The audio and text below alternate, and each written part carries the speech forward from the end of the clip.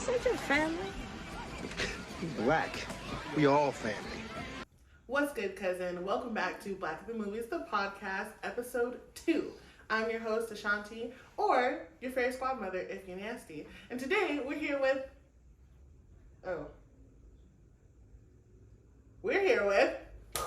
my cousin and god sister, Kayla. What's up, what's up? How you doing today? Girl, I'm good. I'm chilling. It's a beautiful day out. It is. It's so nice to not be a corporate slave on a Saturday. I'm saying, I'm just so happy to be here because every time I'm with you, it's such good vibes, good auras. I'm so glad. I'm so glad I can offer that to you. Oh my gosh. This episode is a very special holiday episode because we're talking about The Preacher's Wife from 1996. Yes. Now, if you haven't seen The Preacher's Wife, basically it is about a failing church family. And the husband, who is the pastor, he is feeling like he's not getting his word across to as many people as possible, failing as a family counselor, as a pastor, and he prays to the one above for help. And the one above offers him help in the manifestation of Denzel Washington as an angel. He doesn't believe that this person is a real angel and takes him for granted the entire time. But continues to do what the Lord wants him to do. And then they succeed in the end, and it's the greatest thing ever. It's nostalgia. It is. It's nostalgic. It's beautiful. We got heavy hitters. You got Loretta Devine. Yes. Whitney Houston. Courtney B. Vance. Denzel Washington. Jennifer Lewis. Auntie. What's up? The ethereal auntie. Yes. Honestly. So tell me, when was the first time, if you can remember, when was the first time that you watched this movie? And who introduced it to you? Because we were young. Right. I think the first time I watched this movie, I had to be like 6 or 7, like super impressionable. And of course, my mom, because she introduced me to Whitney Houston, bought the VHS. So I'm dating myself. So if you know, you know. And I just watched it by myself, watched it with her, and just the opening scene, I'm like, this is so relatable. This is my life, because I'm a PK. Woo! If you know, then you know for sure. If you know, you know. But for the people that did not grow up in a church, in a Baptist church, Lord. PK just means preacher's kid. Yeah, so as me and my lovely cousin god sister, we know all about that, so it was relatable, so it was easy to just latch on. I'm like, it's Whitney Houston, it's church, so I don't know, I loved it from the start. Everything, I don't know, it felt like I've experienced it, even though I was like a child, but it's like, I understand being in church and then singing to the heavens high. Hello. Just everything that went in, just in the few opening scenes, I'm like, very I don't know, it hit home. Honestly, yeah. I think the first time I might have watched this was, of course, with Grandma. And then every year after that, TV One, I don't know if TV One's still a network, but TV One would show it. Yeah. BET would show it. The OWN network from Big Winfrey would show it. And so you can't escape it. You really can. And I love it. I love all the choir scenes. The music is great. Denzel Washington. Beautiful. Gorgeous. Loretta Devine. Beautiful. Gorgeous. Yeah. Honestly. So let's get into it. Yes. I want to know some of your favorite scenes from this movie. Because there are a lot of very, very good scenes. And we'll go back and forth. Okay. You go and then I go. You go. Woo! Okay. No pressure. Okay, so my favorite scene has to be when it's opening into the church and they're singing, hold on, help is on the way. Yes! And they're just doing their little like choir jig. I'm all like, the shoulders. Yes! And they have the robes. Like, if you grew up in the black church, you know the robes. So like, Yo. it's just an army of like singers. So just seeing that, and they're panning to everyone in the audience, it was just, I don't know. I was like, yes, help is on the way. Like, right. And then it pans to Whitney Houston, and I'm just like, so talented. There will never be another. Right, the voice, mother, love her. But yeah, that scene I really resonated because like we were talking about just being in church. I'm like, yes, you fit into the movie. It's not like you're watching the movie. It's just like you're there. So I really love that scene. Oh, Chill. You brought up the robes, and I'm telling you, memory unlocked. I can smell them. I can smell them in my memory right now. Opening up that mirrored closet in the foyer of the church that held all of the robes. Brother. Brother. Ooh, brother. I can feel it. It's so itchy. Okay, one of my favorite scenes. I had to write it down. One of my favorite scenes is when Jeremiah, the little boy, is playing pastor outside of the church right away. Because I literally was just like, that's familiar. I've done the same thing. And then Grandpa found me doing the same thing. It's too familiar. And just every scene with Jeremiah is one of my favorites because he's so dang cute. He really is. So dang cute and so dang smart. Don't get me started. I was like, can you be my son? He's so cute. He is so cute. Ooh, you want to know what another good scene was? Yes. When Dudley, Denzel Washington's character, shows up at the house/office. Oh. And Loretta Devine is the pastor's assistant. Mm-hmm. And she's like, well, who are you? And he's like, they sent me. The church association sent me. And she's like, am I about to lose my job? Right. She's like, I got kids, they need new glasses, and you about to come here and take me out of a job. And she starts freaking out, and she's like, oh. He's like, here, let me get you a cup of coffee. And he gives her a cup of coffee while she's crying, and then puts out the tissues and says, blow. And she starts blowing on the coffee. And then she's like, I knew that. Grabs the tissue from him. That was so funny. Oh my god. Anything Loretta Devine is in, she's auntie too. Like, she's I love auntie. Her. She reminds me of our auntie, but Mm-hmm. no names, okay? What's another one of your favorite scenes? Okay, so you know, I love to sing, and we love Whitney Houston. So the scene at Jazzy's, like, oh my gosh, it's just so iconic because obviously she sings the iconic song "I Believe in You and Me," but Dude. I just love this scene because it's like, auntie, like, what are you doing at the club with someone who is not your man? Scandalous. But you're dressed to the nines, though. Scandalous. It is. And then Lionel Richie, very random. I know. What are you doing here? I'd be 50-50, but I love his character. His character is great. And when I was watching, I was like, oh, hell no. They really suckered her into singing. And I see myself, because I'm one of those people, like, I won't even tell people I sing. And let alone we're at somewhere and it could be open mic, I'm not saying nothing. I hate when people are like, oh, do you want to sing? I'd be like, no, I just came here to blend in the background. So I definitely got that from her. So humble. And so you see Dudley, Denzel Washington, acting a fool.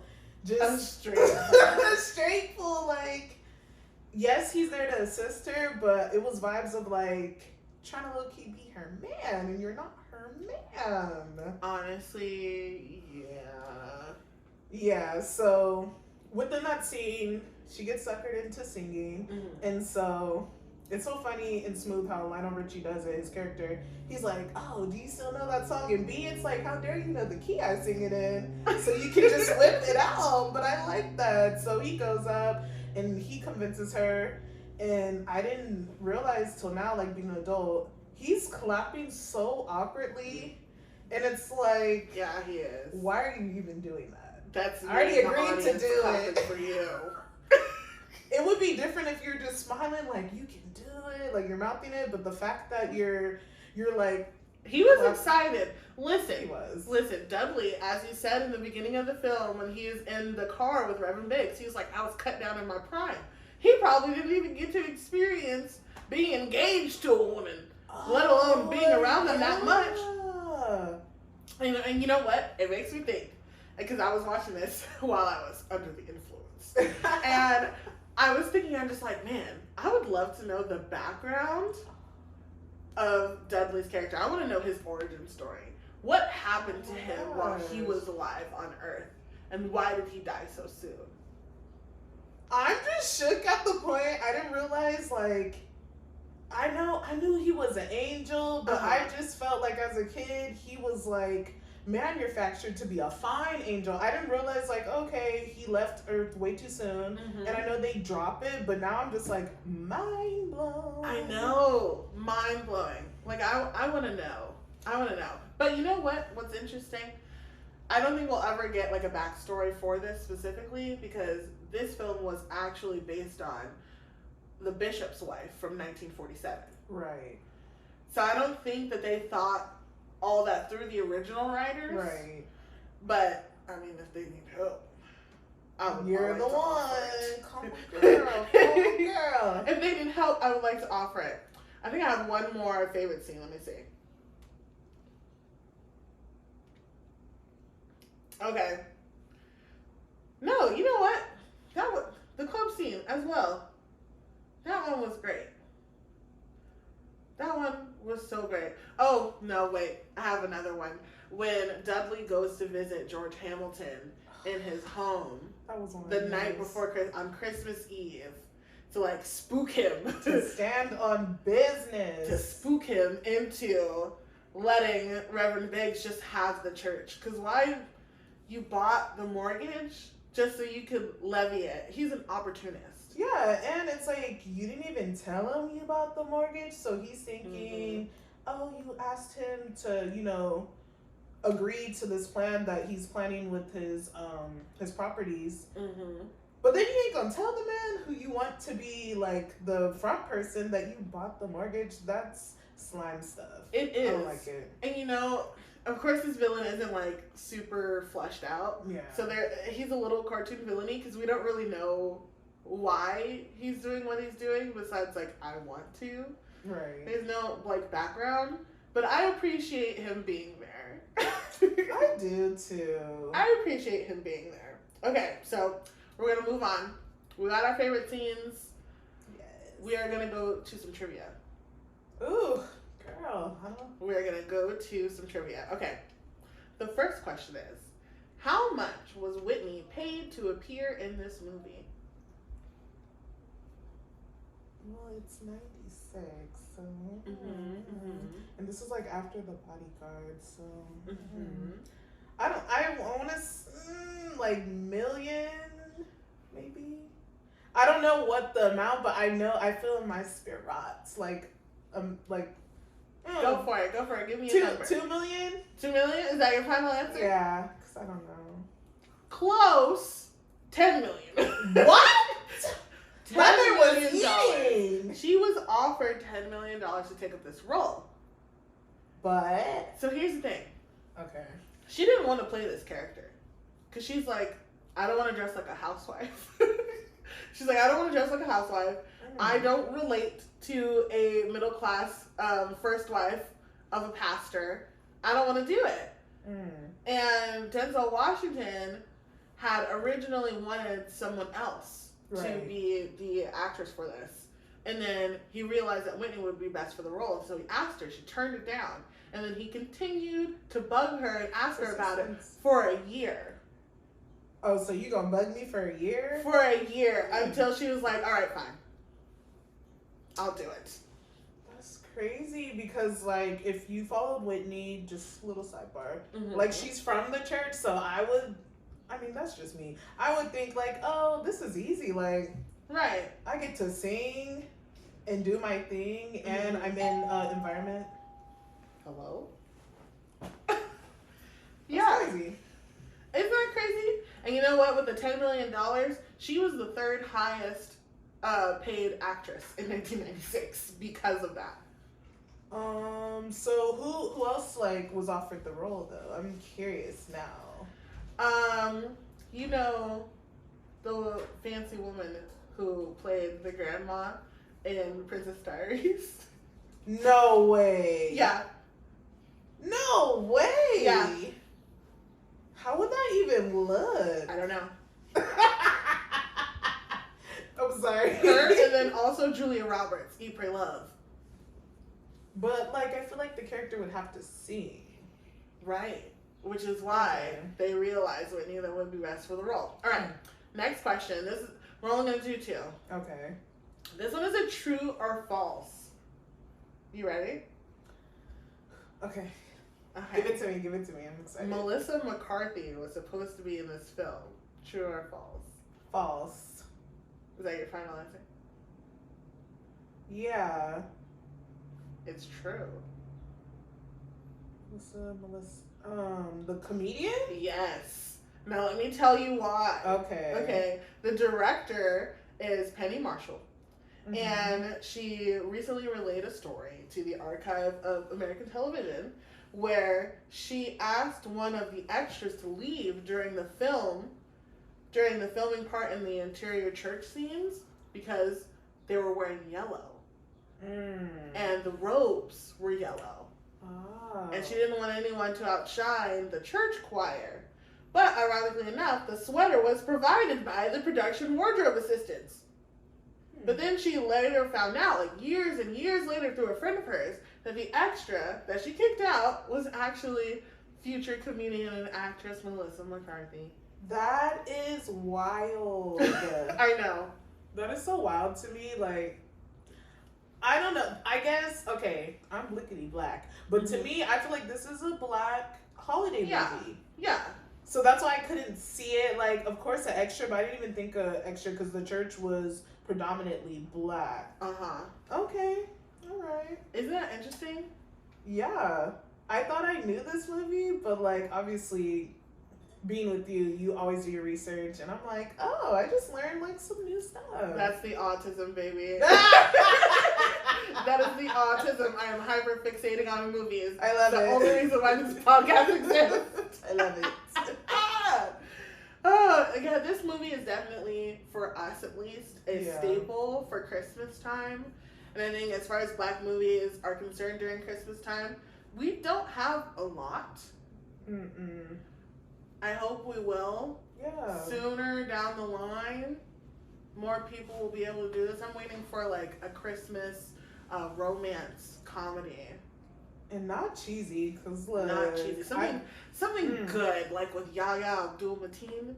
Ooh. And like with Danielle Brooks. Yes. Oh, yes. Give me the woman who goes into her family's hometown for the first time in 10 years because her parents passed away and she has to take care of their estate. That's so typical, but like make it not cheesy because they have the ones on Lifetime and Hallmark, and it's just like those ones are horrible. you don't relate to me, but like you like I can get it, but like I want like okay, you're just leaving the birds Some or are the really city. good, but but it needs to have like some depth to it. Like another one, I don't know. Are we good on time? We're good on time. There's another Christmas movie that came out on Netflix last year that one of the love interests is a biracial black woman. And she spends the entirety of the movie with this random guy who used to live in her mom's house. Her biological mom, because she was adopted. And she finds the diary of her biological mom who was staying there. That was the man's nanny. Oh Lord. He was the man's nanny. And she had never found her biological mother before, and so she went through the entirety of the journal with him, and they're like trying to find like where was she last, where did she live, are her parents still alive, and it was such a good Christmas film. If anyone wants to watch it, I think it's called First Noel. Is it called First Noel? 1 sec. Google it real quick. I want to see that. I like it's really good. Yeah, story. I think it's called First Noel. Google Alicia will know if you just type it in. I love you. you just start with it, she'll know. So, it's really, really good. There's not a lot of, like, really, really good Black Christmas films, but the few that we have, I am eternally grateful for.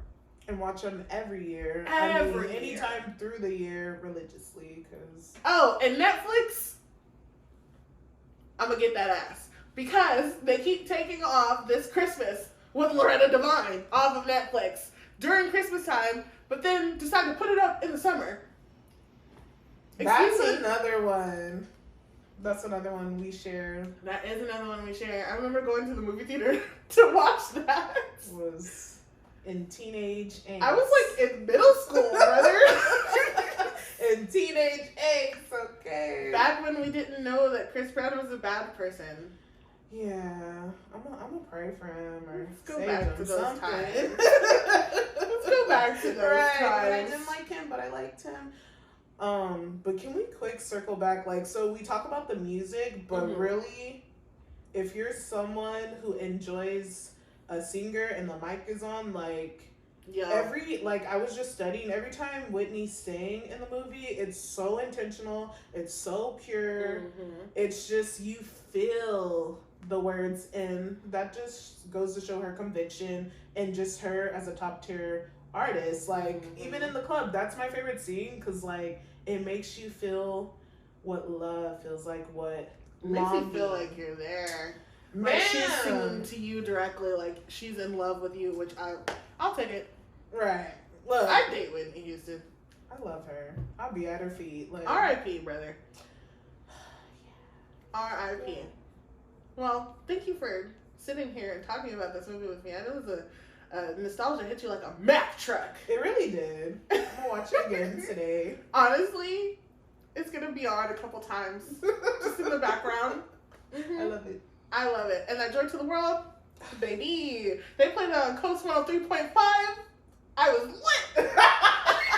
Like a candlestick. I was lit at my little desk at work. I love this song. Thank you so much for joining me. Tell the people where they can find you. Instagram, Twitter. We're not calling it X because... Yeah, period. We're not calling it X. It's not happening. I don't support that, man. No. Listen, Twitter's mama named it Twitter, so call it Twitter. Period. Okay, so, yes, my name is Kayla, but I go by Kayeemesh. That's my professional stage name. So you can find me on IG at Mellow Addictions, or you can follow my music page at Kayeemesh Sings, and you can find me on Twitter at Taste My Mellow. So the taste has 3 E's. So I'm on there, you know, keeping it cute. We'll always put it on commenting. the screen. Always commenting on the Shanti stuff because she always has something to say, and I love it. And that's why y'all don't get my Twitter. We will not drop that for y'all, but that's where you guys can find me. I'm so excited I got to do this. I'm excited too. I'm excited you get to see the apartment. Yes. I love you. I love you too. Thank you everyone for listening or watching. See you next time. Yeah. Let's go now. Let's go now.